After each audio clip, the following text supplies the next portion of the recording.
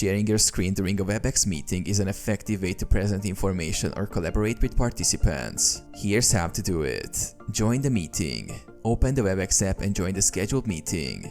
Ensure you are signed in with your account. Locate the Share button. Once in the meeting, look for the Share button. This is usually located in the meeting controls at the bottom of the screen, represented by an icon that looks like a computer screen. Select what to share. Click the Share button and the menu will appear.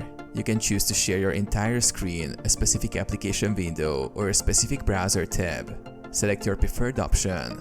Enable sharing. After making your selection, click the Share button to start sharing. If prompted, you may need to grant permission for Webex to access your screen.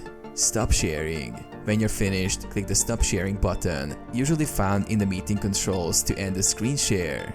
Engage participants. While sharing, engage with participants, respond to questions, and ensure they can see the content clearly.